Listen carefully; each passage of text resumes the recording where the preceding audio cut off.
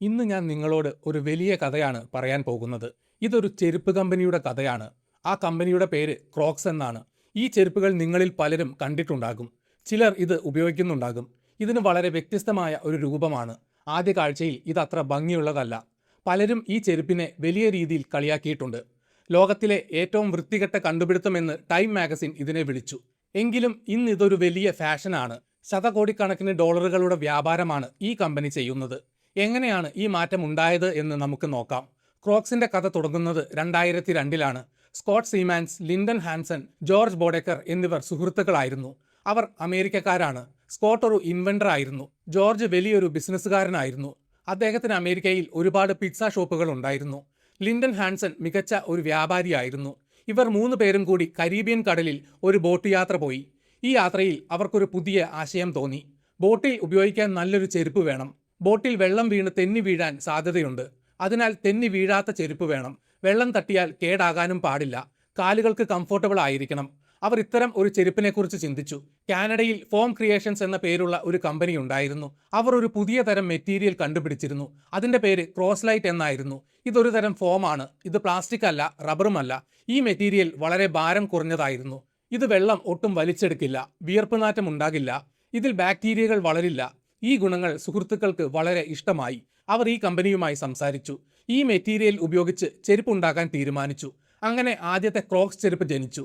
2002-ൽ ഫ്ലോറിഡയിൽ ഒരു വലിയ boat show നടന്നു.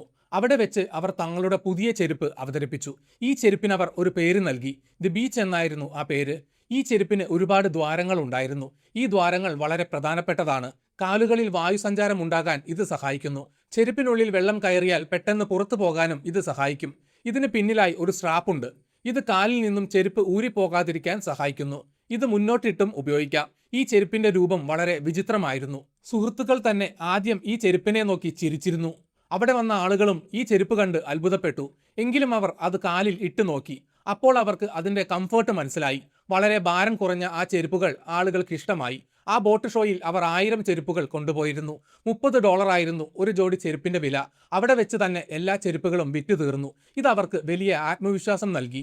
അധികം വൈകാതെ അവർ അതിന് ക്രോക്സ് എന്ന് പേരിട്ടു. ക്രോക്കഡൈൽ എന്ന വാക്കിൽ നിന്നാണ് ഈ പേര് വന്നത്.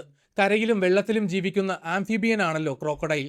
ക്രോക്സും അതുപോലെ കരയിലും വെള്ളത്തിലും ഒരുപോലെ കംഫർട്ടബിൾ ആണ്. ഈ വിജയത്തിന് ശേഷം കമ്പനി വളരെ വേഗത്തിൽ വളർന്നു. അവർ ഈ ചെരുപ്പുകൾ പല കടകളിൽ എത്തിക്കാൻ തുടങ്ങി.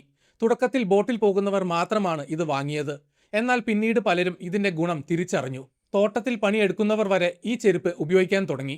കാരണം ഇതിൽ ചെളി പുരണ്ടാലും വേഗത്തിൽ കഴുകിയെടുക്കാം. ആശുപത്രികളിൽ ജോലി ചെയ്യുന്നവരും ഇത് ധാരാളമായി വാങ്ങി. ഡോക്ടർമാർക്കും നഴ്സുമാർക്കും ദിവസം മുഴുവൻ നിൽക്കേണ്ടി വരും. അവർക്ക് ഈ ചെരുപ്പ് വലിയ ആശ്വാസമായി. ഹോട്ടലുകളിലെ പാചകക്കാരും ഇത് ഉപയോഗിക്കാൻ തുടങ്ങി. ചുരുങ്ങിയ സമയം കൊണ്ട് ക്രോക്സ് വളരെ പ്രശസ്തമായി. ക്രോക്സിന്റെ വിൽപ്പന രീതി വളരെ വ്യത്യസ്തമായിരുന്നു.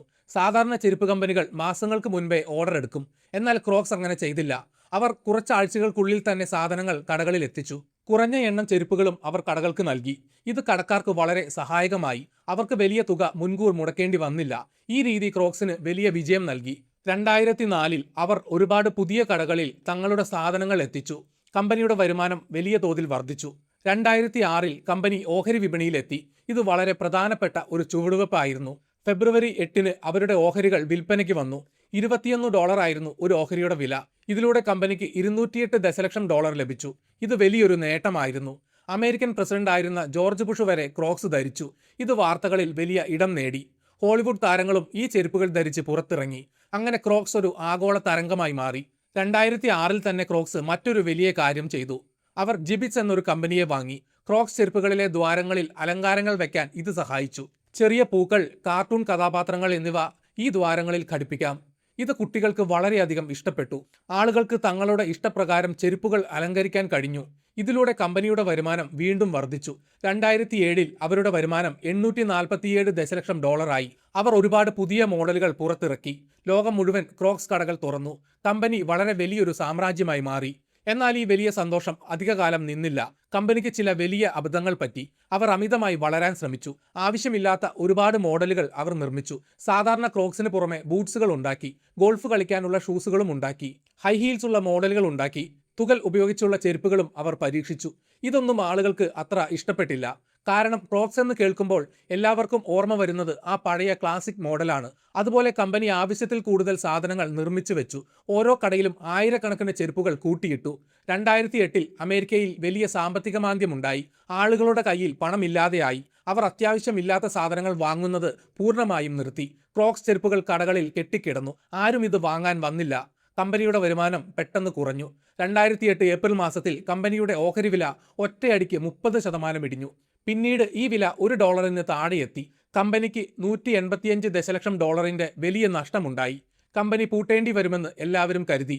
ബാങ്കുകൾ പണം തിരികെ ചോദിച്ചു. നിക്ഷേപകർ കമ്പനിക്കെതിരെ കേസ് കൊടുത്തു. കമ്പനിക്ക് പുതിയ തീരുമാനങ്ങൾ എടുക്കേണ്ടി വന്നു. അവർ പല ഫാക്ടറികളും അടച്ചുപൂട്ടി. കാനഡയിലെ ഫാക്ടറിയിൽ നിന്ന് മാത്രം 600 പേരെ ഒറ്റയടിക്ക് പിരിച്ചുവിട്ടു. ഒരുപാട് കടകൾ അടച്ചുപൂട്ടി. ബാക്കി വന്ന ചെരുപ്പുകൾ വളരെ കുറഞ്ഞ വിലയ്ക്ക് വിറ്റു. പുതിയ മോഡലുകൾ ഉണ്ടാക്കുന്നത് നിർത്തിവെച്ചു. ഇതിലൂടെ കമ്പനിയുടെ നഷ്ടം കുറയ്ക്കാൻ അവർക്ക് കഴിഞ്ഞു. 2010 കമ്പനി വീണ്ടും ചെറിയ ലാഭം ഉണ്ടാക്കി തുടങ്ങി. എന്നാൽ പ്രശ്നങ്ങൾ അവിടെ തീർന്നില്ല. പുതിയ ഉദ്യോഗസ്ഥർ വീണ്ടും പഴയ തെറ്റുകൾ ആവർത്തിച്ചു.